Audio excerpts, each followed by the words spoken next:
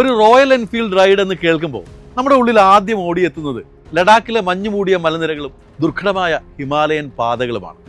കഴിഞ്ഞ 2 പതിറ്റാണ്ടുകളായി bike പ്രേമികളുടെ സ്വപ്നയാത്രയായ Himalayan ഒഡീസിയിലൂടെ royal Enfield ലോകമെമ്പാടും ആരാധകരെ സൃഷ്ടിച്ചു. എന്നാൽ ഇപ്പോൾ റോയൽ എൻഫീൽഡ് ഒരു വലിയ മാറ്റത്തിന് തയ്യാറെടുക്കുകയാണ്. തങ്ങളുടെ ഐതിഹാസികമായ ഒഡീസി യാത്രയെ ഹിമാലയത്തിന് പുറത്തേക്ക് മറ്റൊരു ഭൂഖണ്ഡത്തിലേക്ക് എത്തിക്കുകയാണ് കമ്പനി. ആഫ്രിക്കയുടെ മണ്ണിൽ സഹാറ മരുഭൂമിയുടെ മണൽക്കാറ്റിലൂടെയുള്ള ഒരു മഹായാത്ര. അതാണ് മൊറോക്കൻ ഒഡീസി 2026. എന്താണ് ഈ യാത്രയുടെ പ്രത്യേകത? എത്ര രൂപയാകും ഇതിന് ചിലവ്? ആർക്കൊക്കെ പങ്കെടുക്കാം? നമുക്ക് വിശദമായി തന്നെ പരിശോധിക്കാം.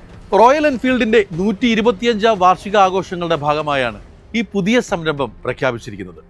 ഇതിനു മുമ്പ് കമ്പനി ഇന്ത്യയിലും നേപ്പാളിലും ടിബറ്റിലുമൊക്കെ റൈഡുകൾ നടത്തിയിട്ടുണ്ടെങ്കിലും ആഫ്രിക്കയിലെ ഒരു പ്രധാന മർക്യൂ റൈഡ് ഇതാദ്യമായാണ്.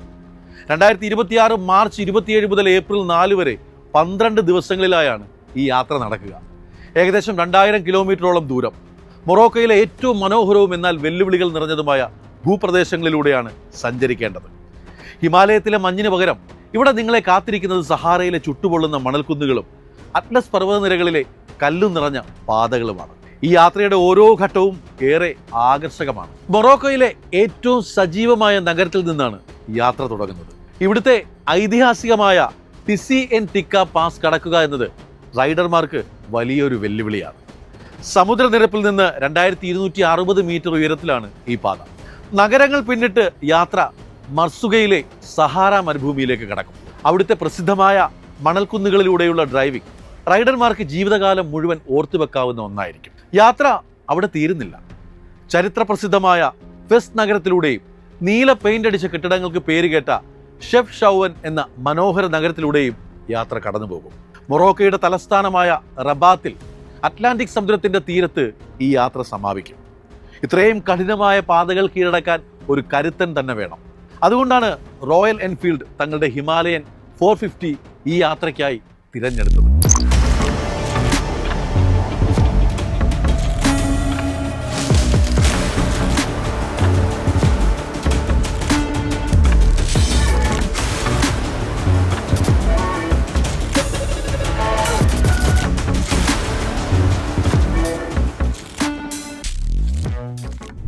ഷെർപ്പ 450 എഞ്ചിന്റെ കരുത്തും ലോങ് ട്രാവൽ സസ്പെൻഷനും മൊറോക്കോയിലെ പാറക്കെട്ടുകളിലും മണലിലും ഒരുപോലെ മികച്ച പ്രകടനം കാഴ്ചവെക്കാൻ സഹായിക്കും.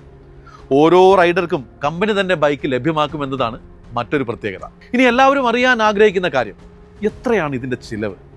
ഇതൊരു എക്സ്ക്ലൂസീവ് യാത്രയാണ്. ആകെ 15 പേർക്ക് മാത്രമാണ് പങ്കെടുക്കാൻ അവസരം. രജിസ്ട്രേഷൻ ഫീസ് ഒരാൾക്ക് 2.50 ലക്ഷം രൂപയാണ്. യാത്രയിലുടനീളം ഉപയോഗിക്കാൻ റോയൽ എൻഫീൽഡ് ഹിമാലയൻ 450 ബൈക്ക്, ഇന്ധനം, താമസ സൗകര്യം, ഭക്ഷണം, മെഡിക്കൽ സഹായവും ബാക്കപ്പ് സപ്പോർട്ടും എല്ലാം ഈ തുകയിൽ ഉൾപ്പെടുന്നു. സാധാരണ ഗിയറുള്ള ബൈക്ക് ഓടിക്കാൻ ലൈസൻസ് ഉള്ള ആർക്കും അപേക്ഷിക്കാം. എന്നാൽ ഇന്റർനാഷണൽ ഡ്രൈവിംഗ് പെർമിറ്റും മറ്റ് യാത്രാരേഖകളും നിർബന്ധമാണ്. മൊറോക്കൻ ഒഡീസി വെറുമൊരു വിനോദയാത്രയല്ല, അതൊരു അതിജീവനത്തിൻ്റെയും സൗഹൃദത്തിൻ്റെയും പുതിയ സംസ്കാരങ്ങൾ തൊട്ടറിയുന്നതിൻ്റെയും അനുഭവമാണ്. ഇന്ത്യയിൽ നിന്ന് ലോകത്തിൻ്റെ വിവിധ കോണുകളിലേക്ക് വളരുന്ന റോയൽ എൻഫീൽഡിൻ്റെ ജൈത്രയാത്രയുടെ അടയാളമാണ്. അതുകൊണ്ട് ഒരു സാഹസിക സഞ്ചാരിയാണ് നിങ്ങളെങ്കിൽ, പോക്കറ്റിൽ 2.5 ലക്ഷം രൂപയും മനസ്സിലൽപ്പം ധൈര്യവും ഉണ്ടെങ്കിൽ ഈ മൊറോക്കൻ സ്വപ്നം നിങ്ങൾക്ക് സ്വന്തമാക്കാം. ഇനി ഓട്ടോമൊബൈൽ രംഗത്തെ പ്രധാന അപ്ഡേറ്റുകളെ കുറിച്ച് പറയുകയാണെങ്കിൽ, ലോകമെമ്പാടുമുള്ള ഓഫ് റോഡ് പ്രേമികളുടെ പ്രിയപ്പെട്ട ബ്രാൻഡായ ജീപ്പ് ഇന്ത്യയിൽ തങ്ങളുടെ 2ാം വരവിനൊരുങ്ങുകയാണ്. കഴിഞ്ഞ കുറച്ചു കാലങ്ങളായി ഇന്ത്യൻ വിപണിയിൽ ജീപ്പിന്റെ ഭാവി എന്താകുമെന്ന കാര്യത്തിൽ പലർക്കും സംശയങ്ങളുണ്ടായിരുന്നു. എന്നാൽ ആ സംശയങ്ങൾക്കെല്ലാം വിരാമമിട്ടുകൊണ്ട് കമ്പനി തങ്ങളുടെ പുതിയ പ്ലാൻ പ്രഖ്യാപിച്ചിരിക്കുകയാണ്. എന്താണ് ഈ പ്ലാൻ? ഇന്ത്യയെ എങ്ങനെയാണ് ഒരു ആഗോള നിർമ്മാണ ഹബ്ബാക്കി മാറ്റാൻ ജീപ്പ് ഉദ്ദേശിക്കുന്നത്? 2027 മുതൽ വരാനിരിക്കുന്ന പുതിയ മാറ്റങ്ങൾ എന്തൊക്കെയാണ്? നമുക്ക് വിശദമായി തന്നെ നോക്കാം.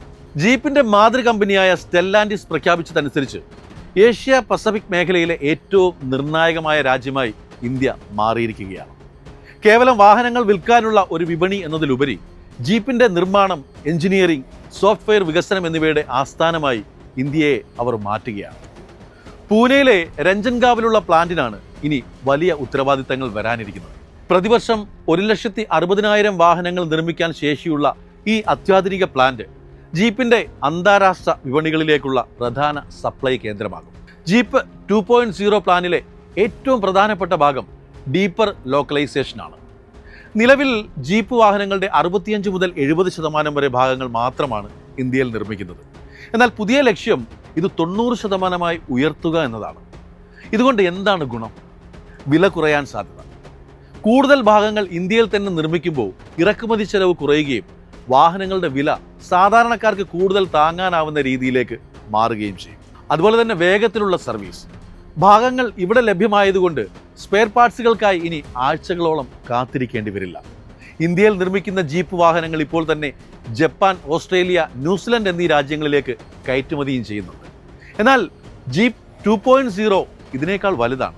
ആഫ്രിക്കൻ രാജ്യങ്ങളിലേക്കും വാഹനങ്ങളുടെ ഈറ്റില്ലമായ വടക്കേ അമേരിക്കയിലേക്കും ഇന്ത്യയിൽ നിന്ന് വാഹനങ്ങൾ അയക്കാനാണ് കമ്പനി പ്ലാൻ ചെയ്തത്. ഇത് സൂചിപ്പിക്കുന്നത് ഇന്ത്യൻ എഞ്ചിനീയർമാരുടെ മികവിനും നമ്മുടെ നിർമ്മാണ നിലവാരത്തിനും ലഭിക്കുന്ന ആഗോള അംഗീകാരമാണ്. മേക്ക് ഇൻ ഇന്ത്യ പദ്ധതിയുടെ ഒരു വലിയ വിജയമായി നമുക്കിതിനെ കാണാം. ഇനി നിങ്ങളെല്ലാവരും കാത്തിരിക്കുന്ന ചോദ്യം, പുതിയ ജീപ്പ് മോഡലുകൾ എപ്പോഴാണ് നിരത്തിലിറങ്ങുക? റിപ്പോർട്ടുകൾ പ്രകാരം ജീപ്പിന്റെ പുതിയ തലമുറ വാഹനങ്ങൾ 2027 മുതൽ വിപണിയിലെത്തും. അതുവരെയുള്ള സമയം നിലവിലുള്ള കോമ്പസ്, മെറിഡിയൻ തുടങ്ങിയ മോഡലുകളുടെ സ്പെഷ്യൽ എഡിഷനുകളും അപ്ഡേറ്റുകളും നൽകി വിപണിയിൽ സജീവമായി തുടരാനാണ് കമ്പനി ആഗ്രഹിക്കുന്നത്. കൂടാതെ ഉപഭോക്താക്കൾക്ക് കൂടുതൽ ആത്മവിശ്വാസം നൽകാനായി കോൺഫിഡൻസ് 7 എന്ന പാക്കേജും അവർ അവതരിപ്പിച്ചു. ഇതിൽ ബൈബാക്ക് ഗ്യാരണ്ടി, എക്സ്റ്റൻഡഡ് വാറണ്ടി തുടങ്ങിയ ആകർഷകമായ ഓഫറുകളും ഉൾപ്പെടും. ചുരുക്കത്തിൽ ജീപ്പ് ഇന്ത്യ വിട്ടു പോകില്ല എന്ന് മാത്രമല്ല, ഇന്ത്യയെ ഒരു വലിയ ഉൽപ്പാദന ശക്തിയായി മാറ്റി ലോകത്തെ ഞെട്ടിക്കാനാണ് അവരുടെ തീരുമാനം. വരാനിരിക്കുന്ന വർഷങ്ങളിൽ ജീപ്പ് ആരാധകർക്ക് വലിയ ആവേശകരമായ മാറ്റങ്ങളാണ് കാത്തിരിക്കുന്നത്.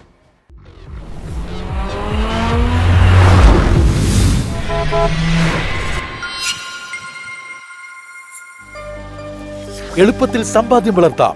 ഇന്ന് തന്നെ മൈഫിൻ TV ആപ്പ് ഡൗൺലോഡ് ചെയ്യൂ.